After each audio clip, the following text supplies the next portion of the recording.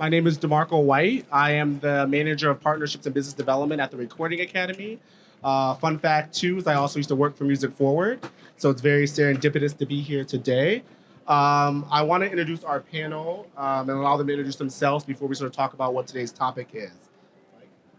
Hey everyone, I'm Mike Warner. I'm the head of editorial marketing partnerships at Believe. Nice to see you all. Hi, I'm Rachel Dunham. I lead the artist partnerships team at TikTok specifically. Nice to meet you guys. What's up, guys? I'm Cecille. I'm vice president, head of streaming over at Giant Music. Super excited to be here. Hey everyone, I'm Ashley Williams. I am a recording artist and a member of June's Diary. Nice to see you. Woo!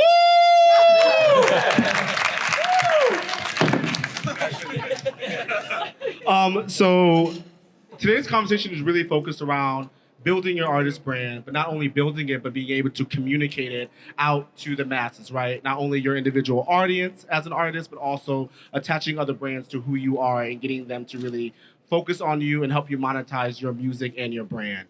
And so there's so many directions that we can go in this conversation, but I really want to just break down what are the key components of an artist's brand? What are the things an artist should be considering when even starting to think about building a brand? And Rachel, because you and I are making eye contact, I'm going to start with you. And then whoever wants to chime in, go ahead. Yeah, absolutely. So I think first and foremost, the most important part about building a brand is making sure that it's authentic and super intentional. And I think how you get there is identifying what your narrative is and what your brand ethos is, and what world you want to bring people into. So like, what do you want them to feel? What do you want them to think and see? All these things matter. And beyond that, it's also like, who do you want to consume your music or to interact with your brand? What does that look like? Literally draw a stick figure on a piece of paper if you have to, and create your fan archetype. You know, who are they? What are they wearing? Where do they hang out? And then you can figure out how to reach them. And Ashley, as an artist, when you were sort of, because you've had a very interesting journey, right? You had a space, and I'm going to just throw out your bio real quick. But you've been an artist who's been a part of a girl group. You've been an independent artist. You've worked with bigger names. And so what has that journey been like for you when developing your individual brand, but also being a part of a larger brand? It was a rough start, I will say that. I've been singing since I was 12 years old. And when I first started singing, I was this insecure girl, middle school. Really didn't want to become a singer because I knew what it entailed. I wanted to be a doctor, pediatrician specifically, and I went to a medical magnet high school. Ended up going to UC Berkeley, and I just kept going towards music. Like, for some reason, I would always get called to sessions and talent competitions. And I guess my biggest break was X Factor. I did X Factor in 2012. And my video went viral. And I think from that moment on, I sang I Will Always Love You. In that moment, I realized how important it was for me to sing, because I realized how I made people feel. It was kind of an out-of-body experience. I was very emotional on stage, and I connected with people in a way that I didn't know that I could. But I also grew up in church. So I realized singing was my thing. It's not dancing, it's not choreography, it's just getting up there, telling your story, and being passionate about what you're doing in that moment. And from there, everything just kind of fell into place. I got an audition with Kelly Rowland to do Chasing Destiny, and she formed our group, and I'm in June's Diary now. And I also moved on to do Kanye West Sunday Service. I'm still kind of with that choir, but just doing my own thing now, solo. So it's been a journey. Yeah. Just a follow-up to that, did you have any sort of fears or sort of reservations sort of as an individual artist becoming a part of something that was bigger, right? Taking yourself as an independent artist and then into Kanye's Sunday Service choir, like, did you feel like you maybe get lost in that? Did you feel like you're no longer sort of Ashley Williams, but you're now just a part of the choir? Like, talk to us about that conversation. Well, I think it goes back to what she said about authenticity. If you have that X factor, you're always going to stand out. One thing that someone can't take away from you is the fact that you are absolutely you. So if it's meant for you, it will find you. And I wasn't worried about it because I've been doing this more than 20 years. So I know who I am as an artist. But there were a few people within our group who felt like they could get lost. And at times they did. But you have to keep working for it and keep at it. Hone your craft. That's the biggest thing. Hone your craft. If you love something, do it every day.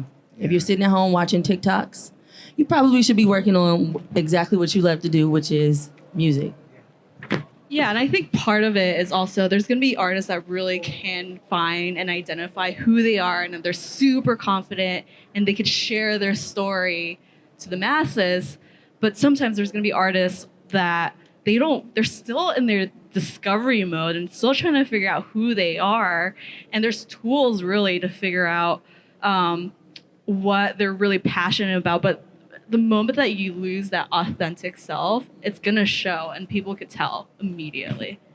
I want to stay with you real quick because you and I had a conversation this week around earlier in your career, you were part of the teams that sort of broke Maggie Rogers and Louis Capaldi. And so with that knowledge and that experience, what about those artists? Because we talked about how they aren't really sort of mainstream as in terms of aesthetic or the music that they're making. What was it about those artists that you feel actually broke them and allowed their identities to sort of stand independent of everybody else? Yeah, I think Louis Capaldi is a really interesting case study. If you really think about it, he's this like very soulful singer, songwriter who really just looks like an average person and really normal. But the thing that made him really stand out is his personality. He's just so funny and so humorous, and he used his personality, and this is so natural to him to really promote his music. And I think stuff like that, where it's his personality, it's organic to him. He's sharing it to the world. He's not losing touch on top of his actual artistic ability, really made it work. I think you could think of Billie Eilish as another example. Her sonically, if you close your eyes and you listen to her music without knowing like her style, you would probably think that she looks different, might be a little bit more bedroom pop. But in reality, she's this like really cool girl with baggy pants and is so different from the rest that I think it makes her really stand out. Yeah, I agree. And everyone on this panel keeps mentioning sort of authenticity, right? This idea of being authentic to yourself, and that'll translate to your audience. Mike, when you and I talked about authenticity and trying to communicate that to your audiences, we had a really interesting conversation around like, how are you authentic while still trying to be above and follow trends? And so I would love for you just to speak to that to our audience. Yeah, and I guess, from that conversation, one thing that we really realized was that being authentic from the start is much easier than deciding years into this, I'm going to now start posting about the real me and who I really am and what my passions are. Keeping it real from the start, being authentic, is going to make it so much easier in the long term. And to use an extreme example, one of our artists that we work with at Believe is Milky Chance. And they're two guys, best friends, been best friends since high school, very laid back, love to joke around, love to be goofy.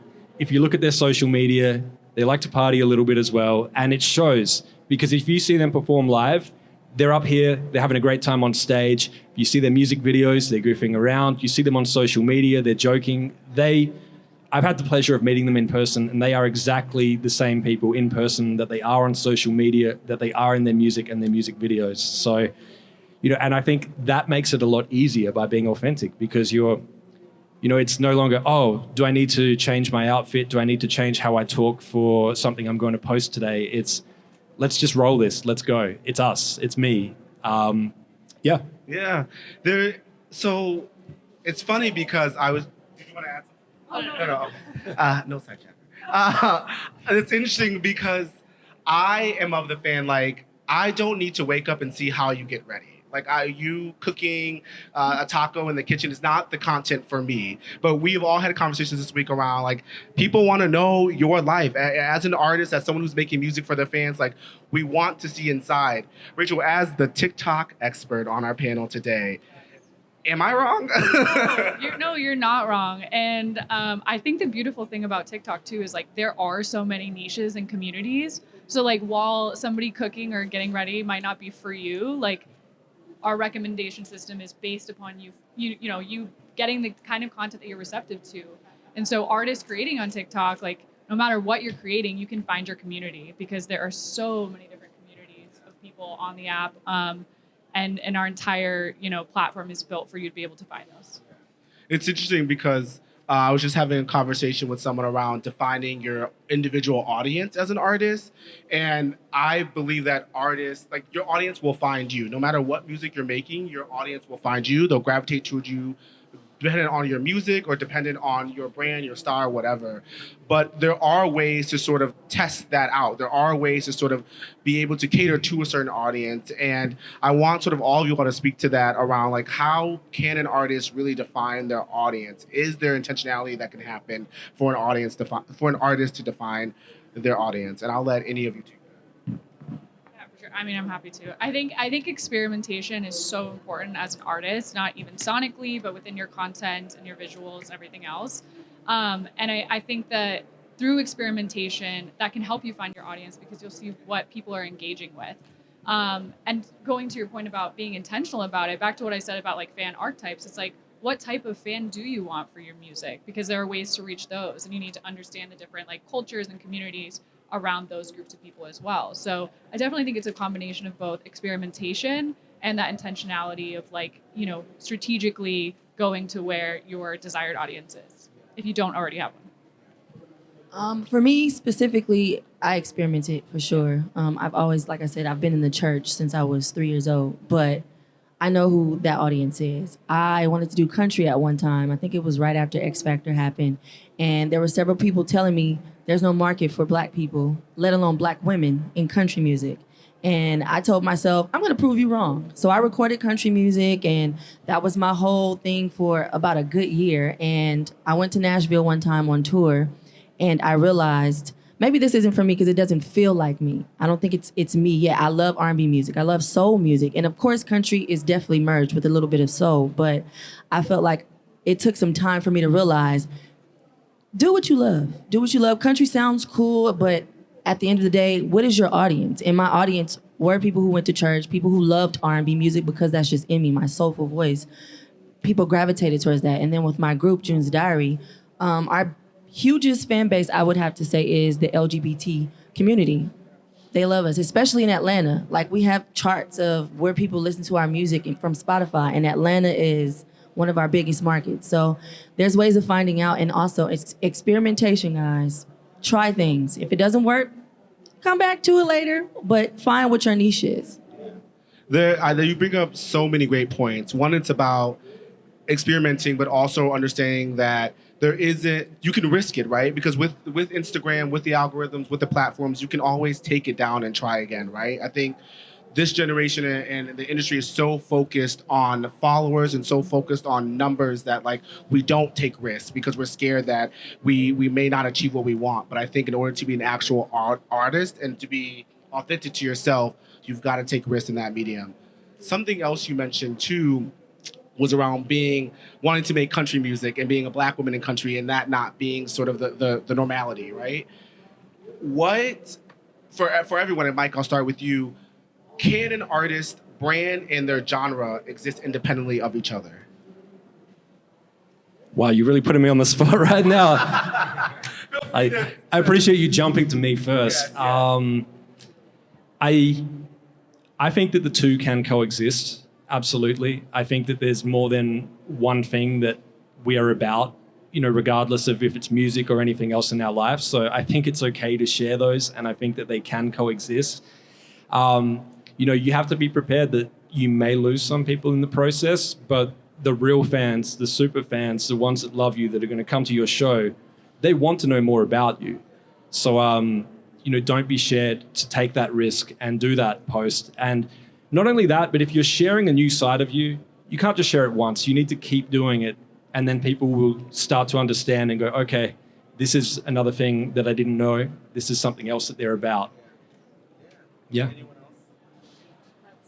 Sorry, Mike, but no, that is so true. I love what you said about like the consistency. That is everything. It's consistency and repetition. Like if you think about why anything is successful, it's because like the repetition and like how many times it's seen or heard or how the awareness around it has been driven. So that consistency and repetition is super, super important. But I also like when artists, I think Miley Cyrus is a great example of this, where she rebrands constantly, where, she was doing kind of her Mike Will, album, and then now she went like into Malibu, and then now she did her rock album, and obviously this latest Endless Summer. And I think you can change the direction creatively, but I think you could tell she's just so true to herself. And I think you feel that even though the branding of the project is different. And we're sort of taking the conversation in the direction of like content, right? And so like what content actually works for you as an artist? And there's so many, right? We have stories, we have long form content, we've got short, we've got putting your song over you doing something. So as an artist, how do you know what type of content actually works for you and what works for your audience? No, I'm happy to keep talking. I just don't want to be the only one talking. Yeah, Mike, why don't you start us off? You want to go first? Go ahead, Mike. I'll go next. I'm happy to. I don't care. I really feel like I'm getting put on the spot here. Is this because I'm sitting next to you? Okay. I would say you won't know what content works for you and what you enjoy doing and putting out until you actually do it. I know that sounds so basic, but it's true. I mean, you know, I've seen artists where they've just pressed record and told a story just in one take to the camera. Shaky video, audio wasn't the greatest. It was the most popular thing they posted on socials. And then you see the overproduced video hyping up their new song, and they get a very minimal amount of engagement. Now, if they only did one of those two things, they could be very disheartened, or they could assume that that is exactly where all of their focus needs to be. So you won't know until you post that, you know, whether it's an image, short form, long form, going live, you know, and things like that. I always encourage artists, I go, get out of your comfort zone and try it. And then you'll work out where you would like to invest your time with this and what works best for you. Yeah, and also like read the comments and get feedback and just see what everyone's talking about on your posts and engage with your fans. And I think that's how you really identify the content that should be, you know, that they're interested in.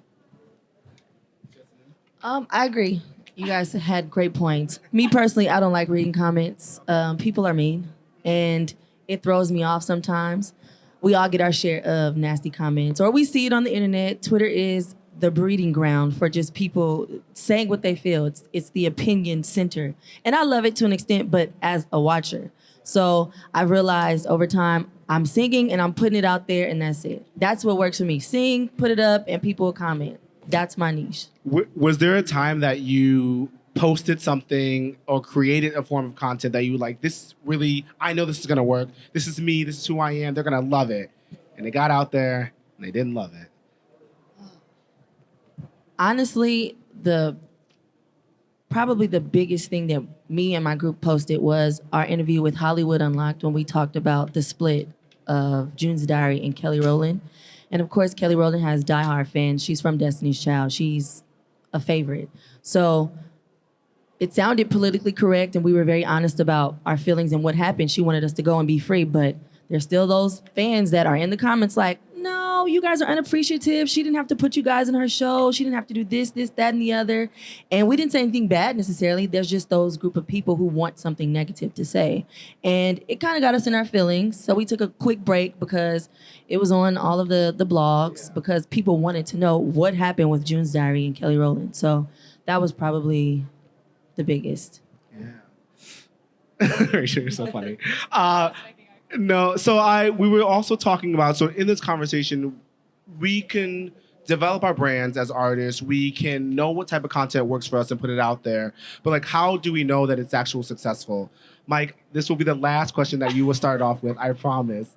But metrics of success, analytics. What should I actually be looking at when I'm creating this content? Yeah, this is where you thrive.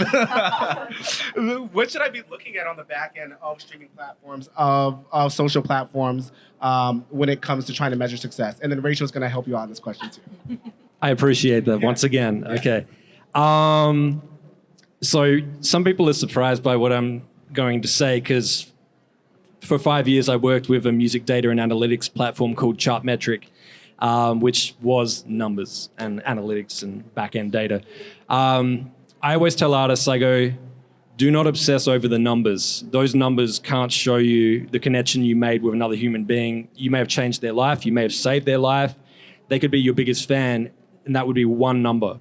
So don't check the numbers constantly and don't focus on them too much. Now, the helpful side of the numbers is things like in Spotify for artists, Apple Music for artists, Amazon for artists, etc. Tidal very soon. You're going to start to see more information about where your audience is based, what else they may be interested in, other artists they like, age, etc. All this information is helpful to get an understanding of, what your audience may look like when you go and perform on a stage. And, one thing I just wanted to add is in the last few years, a lot of artists, no matter what level they were at, everyone was just performing from home. They were going live. So they weren't standing on a stage looking at the crowd. They have no idea how their fans dress, how old their fans are, what their fans look like. They have no idea. They have no visual. And so they had to really rely on this data to get an understanding of who am I reaching, who am I connecting with this music. So, and I don't think that's ever going to change because you can only perform in one city at a time to whoever is available, who can afford the tickets, who can be in that room. So when you're not touring, make sure that you are doing other things to reach the rest of the audience around the world. And that's where you're going to get a true indicator of who your audience really is. No, spot on. As far as like for those of you who are on TikTok and like measuring success, I think engagement metrics are super, super important because on so many platforms, there is behavior that has become so passive, right? Like when it comes to streaming, for example, like a monthly listener might not indicate like a fan that's truly engaged because you might just end up on a playlist and they heard you and they like your song, but they may not be, it doesn't necessarily mean they're going to be buying a ticket to your show or buying merchandise, which are the things that really help you be successful and monetize your brand. So I think that for me, it's really important for the artists I work with to be looking at the level of engagement. And for us on the TikTok side, that is comments, likes, shares, favorites, and most importantly, for music specifically, creates around your sound. So music is a huge part of creation on TikTok. And when you're inspiring creativity with your music and for people to create around it, it creates this incredible feedback loop of like you serving something to the audience and the audience serving you things back. And it's this incredible relationship and how you can build more rapport with your audience because not only are you creating, but then they're using your art to create as well. Yeah, I mean, I think you guys are geniuses, obviously, and are experts. But yeah, and these creates, there's obviously, and we've seen it time and time and again, there's a strong correlation to streaming, and you see this crazy uptick on the song, and then you see the catalog of that song, or you see the catalog of the artist also go up. So you could tell that there's actual discovery beyond what's on TikTok and what's trending on TikTok. Yeah, and staying with you, excuse me, there was a rumor back in the day that your streaming numbers, your following numbers is what you needed to translate into tickets, into seats, butts into seats, right? Does that still remain true as you all look to book artists for shows? We definitely look at engagement in streaming platforms and also socials, and looking at, we break things down into top markets and top territories within the artist's platform, within like Spotify for Artists, Apple Music for Artists. And it's definitely helpful in terms of identifying their core audience and where they're located. And even from a targeting perspective and advertising perspective, that's how we identify those things. Yeah. Is there, I want to transition us into talking really about, we've gone from talking about the artist brand, talking about the audience, authenticity within the brand, and then talking about how to really like translate that into performance. But I want to talk about monetizing the content in the brands, right? There is an idea where you can monetize yourself as an artist, but then there's also this idea and concept where brands can monetize you off of you as well. And so, Rachel, starting with you, like how can an artist, via TikTok specifically, monetize from their content? Yeah, absolutely. Oh, sorry, I got stuck on passing these mics around is not ideal when they're wired. This kind of goes back to, this is like a much bigger conversation that I'll handle in two parts. So you and I spoke about this, but I think when it comes to wanting to monetize your brand as an artist, it's important to realize that if that's the case, you're becoming a CEO, and it's really, really important for you to act as one. Because otherwise creating music is just a hobby. And that's, me just being honest, and there's nothing wrong with that. It can be a creative outlet for you. It's very therapeutic and, creates vulnerability and all these things that are incredible. But like, if you want to become like a household name or be able to tour or all these other ways to like monetize your brand, you really have to think as a CEO, and that requires intention, strategy, and building an incredible team that you can play on their strengths with. So on TikTok specifically for how to monetize your content, we are constantly thinking of ways to better help artists do that, and we're really passionate about it. And so some of the ways currently that we're offering artists to be able to monetize is obviously through our live product. We have live gifting and all these incredible features that you can monetize directly during a live stream. We also just went into a partnership with Ticketmaster where you can now sell tickets directly in the app, like on your videos. So anyone who's watching your videos could click directly in to purchase tickets to your show. We also have TikTok Shop, which allows artists to sell their merchandise on platform, and you can also link that on your videos. So while people are consuming your content or your music, they can also be purchasing various things. So those are all great ways and ways that I'm passionate about artists monetizing on TikTok specifically. Does anyone else have anything to add around monetization? I think for me personally, my biggest form of monetization was brand deals. We had a partnership with Facebook where we were on their commercial for Black History Month singing Cantu hair products, Mia Organics products, and there was one other. But that's where our niche was, like collaborating with other artists as well as other brands. That's where our biggest form of income came from. Can you, as an artist, can you share with our audience, like, that brand alignment, right? There's obviously things that are important to you. There's our moral values that you hold close. What are you looking for as an artist when brands are approaching you? What does that brand need to have in order for you to feel like, okay, this relationship can work? The biggest example I can give you guys is we were approached by Love and Hip Hop to be a part of their reality show, and not at all. Thank you, but no thank you. Hard pass, because definitely not aligned with our brand. Like, we're 5 regular girls. I'm a regular girl from Compton. I love music. I love God. I love to have fun. I love cartoons. And just figuring out exactly what those things look like. Like, I love to do hair. I do my own hair. So the hair products came into play. Everybody loves Facebook. Facebook is like this huge social media marketing place. So just paying attention to who you are as an artist, and something that your fans can get something out of. Like, a lot of our fans are young Black girls. Of course, the hair products would make sense. Yeah, I think that's pretty much it. And I know this is like, we keep saying this over and over. You guys are great. How many times is she going to say the word authentic? But I think it's so important that when you are looking to like go into a brand partnership, that it, like she said, it makes sense for you. So, you know, the best brand partnerships are ones where it doesn't feel like an obvious like play. You know what I mean? It's just like a natural transition to, like, for example, Billie with the Nike collaboration. Like, that's such a staple in her own wardrobe that it seemed like a natural fit. If you like don't eat, we were talking about this on our call, but like, if you don't eat Lay's potato chips, like, don't go into a partnership with Lay's and try to convince everyone that that's your favorite thing to eat. You know, so it's like, what are you actually doing in your day to day? Like, what do you want to be associated with? What already makes sense for who you are and what you're doing, because otherwise it just feels so forced. You mentioned something interesting, because you do want to be intentional about the opportunities that you take as an artist, but also it feels like our industry is moving so fast. Everything is always changing, and that that if you don't take that opportunity, that another one might not come. So what do you all have to say to, like, sort of playing the waiting game and sort of missing opportunities to stay true to yourself? That's my life, honestly. It's been my life since I started music, honestly. I think I wrote this in the blurb. Get used to hearing the word no. Get used to it. But you have to know and understand that there could be that one yes that could change your life forever.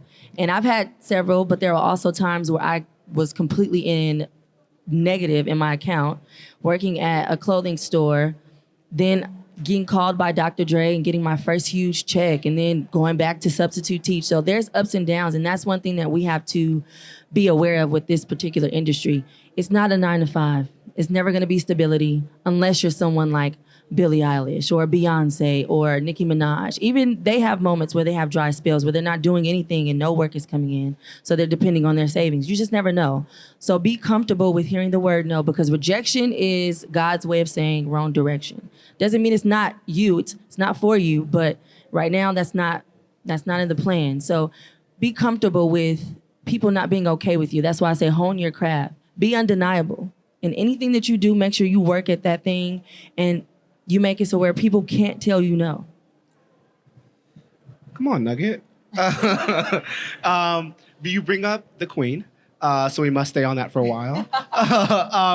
So Beyonce, obviously being who she is, has the ability to, I don't know who I was talking about, but like Beyonce could, I don't know, sneeze on and record it on cassette, and then boomboxes would come back. Like she could do anything and everyone would follow, right? She earns it, she's talented, et cetera, et cetera. Please don't come for me. My question is around how can an artist really sort of balance that, staying true to themselves, playing the waiting game and going to and taking opportunities, taking opportunities that are right for them, but also dealing with the pressure of their audience wanting more. Because as an artist, you could put out a single, you can put out an EP, and everyone's like, okay, well, where's the album? You put out the album, well, where's the tour? You're on tour, where's the merch? So it's it's never ending. So as an artist, and you and I are making eye contact because this is for you. What? Oh, both of you. What do you say to artists? What is the advice that you give them to sort of like maintain that pressure, to balance it? Yeah, I think it's okay to, again, we're going back to talking about being authentic. I think it's okay, and to your point, it's okay to say no to things, even though there's a demand for it, because if it's not for you, it's just gonna feel so incredibly forced, and and people could read that, right? So I think Beyonce has the ability to to say no to things, and actually it probably creates more of a demand for something in the future when it feels right? And I think even creating that demand is something special. So, same. The anticipation for our album was very, very high, only because we did a lot of music on the particular show, Chasing Destiny, that we weren't able to put out because producers were signed to Epic and we were signed to Epic. Then we got dropped 6 months later and we weren't able to put that music out. So we had to just start from scratch. So they're asking for the album. Baby, we I don't know what to tell you. We're trying to find producers who are willing to work with us. We don't have no budget. We can't pay you. So a lot of people were working with us based off of the strength that we were good girls who can actually sing, as well as integral women. So still haven't put out an album. We had an EP and it was rushed and put together because they were so ready for something. And it worked out to a certain extent, but still to this day, people are on Instagram, in my comments, in my DMs, where's June's diary? What are you guys doing next? They're always gonna want you if they love you. So just be dependent on that.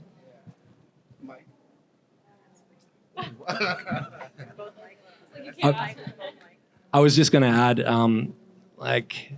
sounds kind of weird now I'm going to say it out loud, but in my head I was just thinking about how when I've seen artists say no to many things, their value has actually increased. So by saying no, their booking fee went up. By saying no, people came back with a better offer next time. By saying no, people knew that they needed to come prepared to ask that artist for something. So don't be afraid to say no and think that that is where it ends. In some cases, that will actually open up other doors as well. And it's a skill learning how to say no. Like, I know people that say yes to stuff and then they dread it. They say, I said yes to this and now I have to do it. And I'm not referring about today. I said yes to this. I definitely wanted to do this. Regardless of if DeMarco was here, this was 100% yes. But I'm just saying there's opportunities out there where, you're going to say yes and then realize that could have been a no. So identifying that is going to be really important. And you will find that over time, people will value not just money, not just monetary, but they will value you.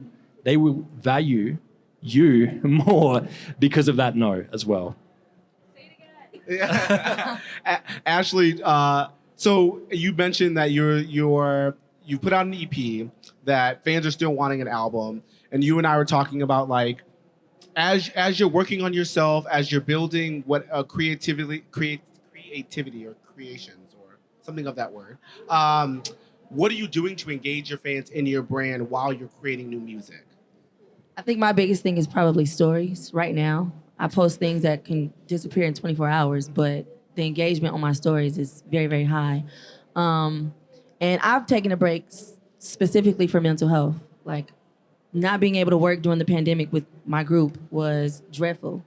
One lives in Jersey, one lives in Atlanta, the other lives in Florida, and two of us are here. So it was very difficult for us to figure out how to produce content from 4 different places in the world. So I had to really depend on myself and my artistry, and that's where Kanye came in with the choir, as well as doing a lot of session work. Like I do session work, I do film scoring, performances with other artists. I'm a part of Sia's choir. So I do a lot of different things within the group, as well as taking a break from social media because it's better for my mental health. Like you have to know when to cut it off, and that's me right now. But the engagement is still high. Like I post one video and it gets thousands of likes. So I'm not really a person who is dependent on social media interaction, only because I know that it's always there, but it could go away one day. And I'm okay with that. You have to be okay with what you're okay with.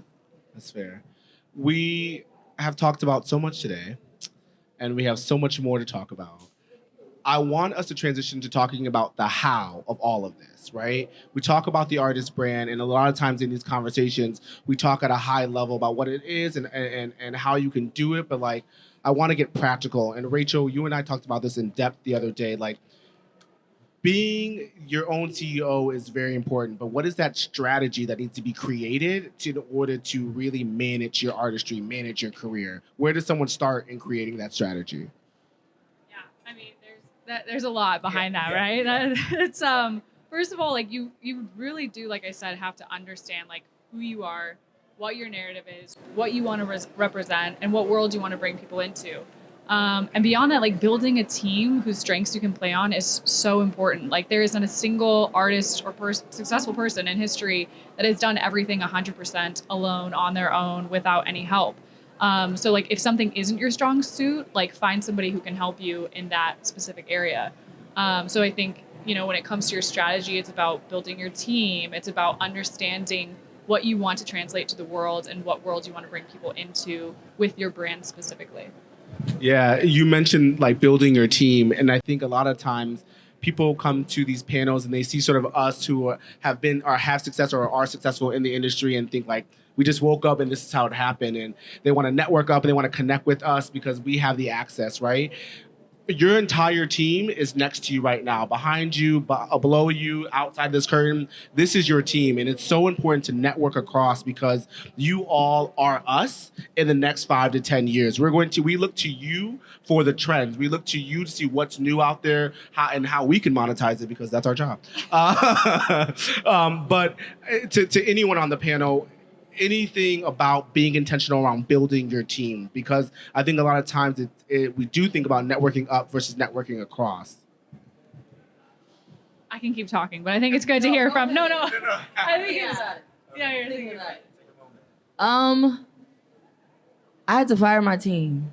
I had to completely fire my team. My manager was way too old. He was not abreast on the new trends, and it wasn't working for us because we started saying yes to things that just did not work for the brand. So I'm literally starting from scratch if I'm doing my own solo project. So I'm in the process of finding my own team, finding my own producer, but I know that it's something that is very, very important. I can't produce music. I don't edit films. I don't produce content that looks where you do the cool TikTok videos where you're like taking off clothes. I don't know how to do none of that stuff. So I'm looking for people within Instagram and Twitter and all that to help me get there. So know when your team is working for you and when they're not. Don't be afraid to fire somebody. You waste a lot of time saying, oh, well, I want to be loyal. I was loyal to a manager for 10 years. Oh, worst 10 years of my life. So know who your team is and make sure that they work for you. Honestly, like you also need to make sure you're finding people that are just as passionate as you are. Like you should not be out there trying to convince everybody to work with you and trying to like drag people along as far as your vision. Like you need to find people that are matching you 100% and who are just as passionate as you are, because like this industry is crazy. It takes so much work ethic, if I can speak, and drive. And like, you have to have somebody who's all in with you. And I think a lot of times to both your guys' point, it's easy to think, well, this is a good situation because this manager is really successful, or like, I should be loyal for all these reasons. It's like, but are they on the same page as you? Are you guys in this together? Are they passionate about you? Do they understand your vision? All those things are so important, because otherwise I've seen so many artists that just end up like shelved or, like just fighting every day to try to get their point across. And it's really important that you're finding people that are on the same page as you. I agree. You mentioned something earlier that I just came back into my mind. We were all talking about communicating your brand on these different platforms, and the social media platforms make sense, right? Because there's content and there's different forms of the content to push out. Mike, just so you're ready, it's coming. How can an artist really communicate their brand via a streaming platform? Because it's really just your music on there, or is it not? I appreciate you coming to me first again. You know what? I must say, I mean, your brand should show through your music as well. Like, if you're a fun person, I'd like, you know, it's not always going to be the case, but I'm going to assume that your music is fun as well. If you're a good hang, your music's going to be fun to listen to. Outside of that, you know, with streaming, in most cases, that may be the first place where someone discovers you. You know, it could be TikTok, it could be the other socials, but if the first place they discover you is they hear you on Spotify or somewhere, they're going to your profile. So your bio needs to be authentic about you as well. You know, obviously you're not going to say, I love baking cakes, but you could, you know, if that's something that you're really passionate about, but you can upload images that you can include. And I've seen some artists, I can't think of an example off the top of my head right now, unfortunately, but some artists where their album artwork actually gives you a view into what they're about as well. And, you know, I feel like really good album artwork can actually tell you, you can look at it and go, I think I know what to expect. Now I really want to listen. So, yeah, you put me on the spot, but that's what I got. I'm laughing because of something else. Were you going to let us in on the joke? Yeah, so I will. So I have recently started managing an artist, Landon J. Thomas IV, who's sitting right here.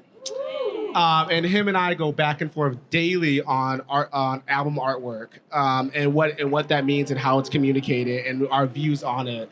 And so I was laughing because that has not been my opinion. And so now you've been validated, and so I've got a job to do. But how much more time do I have? What? Let's close it up. Okay. I don't know what I can do in 1 minute, but I think if you all could go down the line, starting with Ashley, and just say, sort of, as we talk about brands, one word that sort of sums up your brand. Soulful. My brand? If not your own personal brand, one thing you look for in an artist brand. I hate to say this word again, but just, you know, you guys know what it is? You guys know what it is? Authenticity. How many more times can we say it? I would say passionate. I've been passionate my whole life. I'm passionate about everything that I do. It's why I get up every day. So passionate, for sure. I would say helpful. Well, with that, well, we're done. Thank you all so much for coming today. It has been a pleasure to speak to you all. Thank our panelists real quick. Hand clap. Yeah.